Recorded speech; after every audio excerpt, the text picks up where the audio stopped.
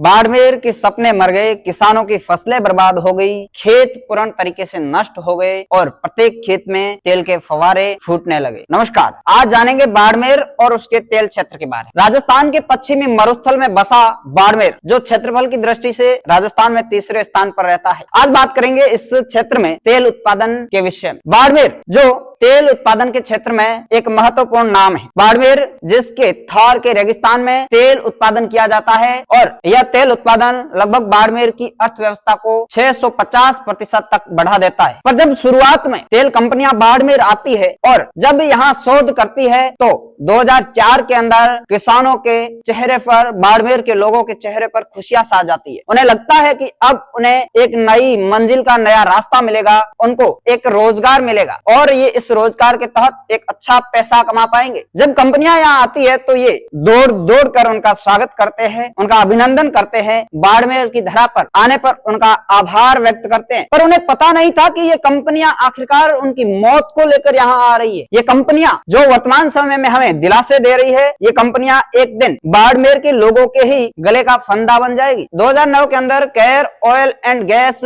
Vedanta limited company का ये project यहाँ कार्य करना शुरू करता है और बाड़मेर में मंगला, भाग्यम और ऐश्वर्या प्रोजेक्ट जैसे प्रोजेक्ट धरातल पर उतार करके तेल उत्पादन का कार्य करता है। सबसे पहले बाड़मेर के अंदर 2009 में मंगला प्रोसेसिंग टर्मिनल की शुरुआत होती है और एक बड़े क्षेत्र में तेल उत्पादन का कार्य शुरू किया जाता है। धीरे धीरे यह क्षेत्र आगे बढ़ता जाता है और बाड़मेर में यह कंपनी लगभग 10,000 वर्ग किलोमीटर क्षेत्रफल पर अपने पांवों को पसार लेती है। 2013 के अंदर बाड़मेर के कवास और इसके आसपास क्षेत्र में ऐश्वर्या प्रोजेक्ट की शुरुआत की जाती है और वहां तेल उत्पादन का कार्य शुरू किया जाता है। तब किसानों के चेहरे पर और ज्यादा खुशियां छा जाती है। उनको लगता है कि अब हमें जरूर कोई न कोई व्यवसाय मिलेगा, अब हमें जरूर एक नया अवसर मिलेगा। पर थोड़े समय बाद कंपनी द्वारा जब तेल उत्पादन के लिए कार्य किया जाता है तो उस कार्य का बाड़मेर के क्षेत्र पर बहुत ज्यादा गलत प्रभाव पड़ता है और आसपास के क्षेत्र में किसानों की जमीनों में दरारें आने लगती है और दरारें जमीनों में ही नहीं, उनके घरों को भी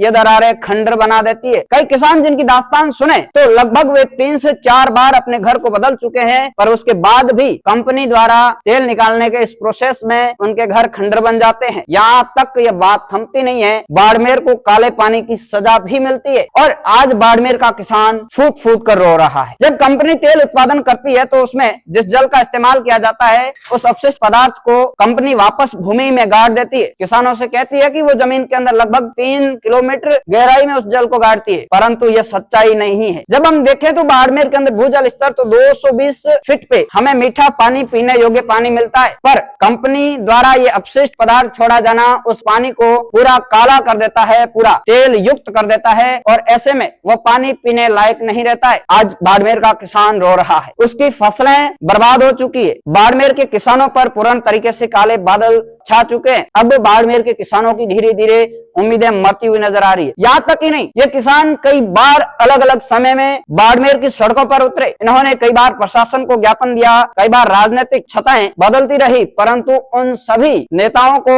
उन सभी अधिकारियों को उन्होंने ज्ञापन देकर अवगत करवाया कंपनियों का बाड़मेर के क्षेत्र में कितना ज्यादा बुरा प्रभाव पड़ रहा है, परंतु किसानों की एक बात तक नहीं सुनी गई। हाल ही में बाड़मेर का एक मामला सामने आता है जिसमें हरजीराम खोत बताते हुए नजर आते हैं कि उनके खेत में दरार होकर के उसमें से क्रूड ऑयल निकलना शुरू हो गया ऐश्वर्या प्रोजेक्ट के गेट नंबर 8 के आगे। पर कंपनी से जब ये पूछा गया कि ये ऑयल रिसाव कहां से हो रहा है तो कंपनी इसका जवाब जो है वो नहीं दे पाई और उस ऑयल वाले क्षेत्र को ब्लॉक कर लिया।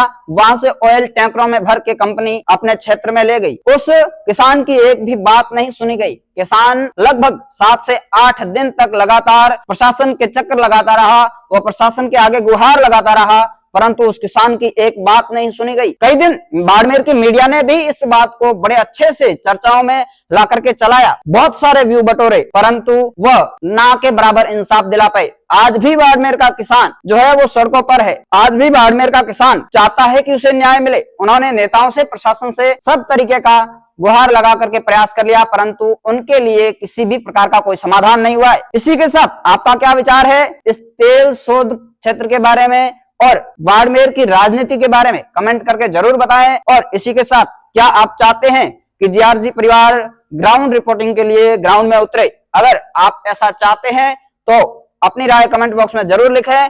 लाइक शेयर और फॉलो जरूर करें। जुड़े रहें जीआरजी परिवार के साथ। धन्यवाद।